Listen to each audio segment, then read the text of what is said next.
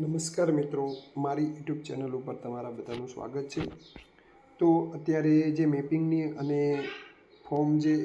જે છે કલેક્ટ કરવાની જે માહિતી છે તે પૂર્ણ થવાના આરે છે હવે તો, એટલે કે માનો કે લાસ્ટ દિવસ છે, પૂરો થઈ જશે। પણ હજી ઘણા મતદાર એવા છે કે બીજા મતદારને તેણે મેપિંગ કરી લીધા છે, તો એને અનમેપ કઈ રીતે કરવા, બીજા વિભાગના અથવા બીજા ભાગના નંબર છે, બીજા 80ના નંબર છે, તેને આપણે મતદાર છે તેને મેપિંગ કરી લીધા છે, તો એને મેપ કઈ રીતે મેપ કરી દીધા છે, તો એને અનમેપ કઈ રીતે કરવા તે આ વિડીયોના માધ્યમથી જોઈએ। અને કેટલાક ડી વિભાગ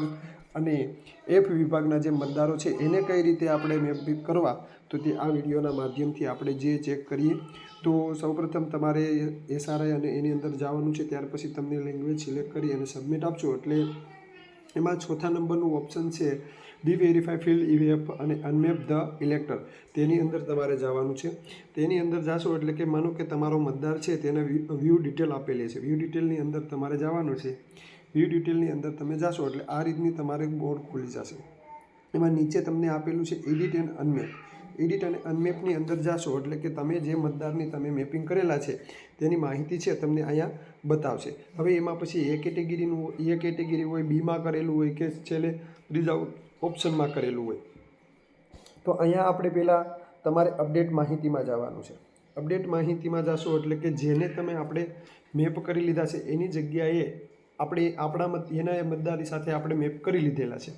તો આપણે એને આપણા મતદારની જે માહિતી છે એ આપણે અહીંયા પૂરી ભરી દેવાની છે। આપણા મતદારની માહિતી ભરી તમારે કે તમારો મતદાર છે એની માહિતી તમારે જેની સાથે તમે મેપ કર્યા હોય એની સાથે તમારે મેપ કરી અને તમે એની સાથે મેપ કરેલા છે, તો એના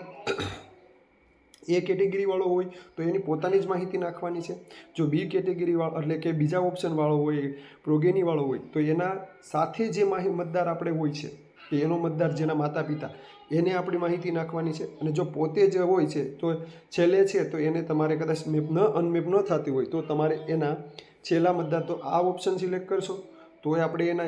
એના રિલેટિવની માહિતી આવી જશે। અને છેલ્લું મતદાર કરશો તો એની જે એ રીતનું તે ફોર્મ તમારે ભરી અને સબમિટ કરી દેવાનું છે। જો એ પહેલા ઓપ્શનવાળું હશે તો તમારે એની પોતાની જે માહિતી છે એની સાથે જેની કે સેલ્ફ માહિતી એ ભરવાની છે, અથવા તો એડ રિલેટિવની માહિતી ભરવાની છે। તો આ રીતે મિત્રો તમારે આમાંથી એની પોતાની માહિતી આવશે, અને એવી જ રીતે અહીંયા જશો તો તેની આપણે જેની પ્રોગેની એટલે એના રિલેટિવની માહિતી છે તે આપણે આવશે, અને એ માહિતી તમે એની સાથે ભરી દેશો એટલે એ માહિતી ભરી અને તમારે એની માહિતી છે આપણે છેલ્લે એને શું કરી દેવાનું, અપડેટ ઉપર કરી અને એની એડ રિલેટિવની માહિતી કરી અને અપલોડ પેજ છે તે પેજ અપલોડ કરી અને છેલ્લે સબમિટ આપી દેશો એટલે જે આપણે બીજા મતદારને આપણે મેપ કરી લીધેલા છે એમ ઓટોમેટિક ત્યાંથી એનું જે અનમેપ થઈ જશે અને આપણો મતદાર છે ત્યાં આવી જશે। અને બીજી જ મિત્રો વાત કરીએ કે જ્યારે હજી એવું પણ બને છે કે હજી બી કેટેગરી અને સી કેટેગરીવાળા છે, બી કેટેગરીવાળા છે, ડી કેટેગરીવાળા અને એફ કેટેગરીવાળા છે, એને હજી આપણે અનમેપ બતાવીશું તેના રિલેટિવની માહિતી કઈ રીતે આપણે નાખવી। તો આ રીતે આપણે તેનું ઓપ્શન ખોલવાનું છે, અને ત્યાર પાછું તેની અંદર આપણે જો એ કેટેગરીની પોતાની જ હોય તો પોતાની તો હશે જ નહીં, તો જ આપણે એને માહિતી નથી મળી, એટલા માટે આપણે તેને બીજાને મેપ કરેલું છે। તો આપણે ત્યાં બીજા ઓપ્શનની અંદર જવાનું છે, એટલે એના માટે તમારે એડિટ એન્ડ ફોર્મ કરવાનું છે, અને ત્યારબાદ તમારે અહીંયા એનું બીજું ઓપ્શન કરી અને તેની માહિતી છે એને અહીંયા તેના રિલેટિવની માહિતી, તો એના આપણે રિલેટિવની માહિતી છે એને માટે આપણે અહીંયા ઓપ્શનમાં જવાનું છે, એટલે એડિટ એન્ડ અનમેપની અંદર જઈ અને તમારે જ્યાં બીજાનો એટલે કે ઇઝ ઇલેક્ટર પ્રોગેની ઓફ 2002 ઇલેક્ટર તેની અંદર કરી અને તેની અહીંયા તમારે આપણે એના રિલેટિવની જે માહિતી છે તે આપણે અહીંયા અપલોડ કરવાના છે, કે ફાધર છે, પિતા છે, જે કોઈની માહિતી આપણે એના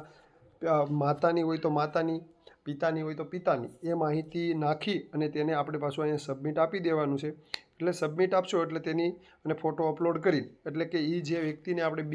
પણ એની માહિતી આપણે કઈ રીતે મેળવવી એ આપણને ખબર જ છે કે તે હાલની તારીખે ઘણી બધી વેબસાઇટ ફરે છે, અથવા તો voter.eci.in વેબસાઇટ ઉપરથી પણ તમે મેળવી શકશો। અને આને આગળ પણ આપણે વિડીયો મેળવ્યો છે કે તેના માતા પિતાનું નામ કઈ મતદાર યાદીમાંથી કઈ રીતે શોધવું, તે વિડીયો પણ આગળ મૂકેલો જ છે। તો મિત્રો, મારા વિડીયોથી જો તમને પૂરી માહિતી મળી હોય તો મારા વિડીયોને લાઇક, શેર અને સબસ્ક્રાઈબ કરજો, અને વધુને વધુ આગળ શેર કરજો। નમસ્કાર।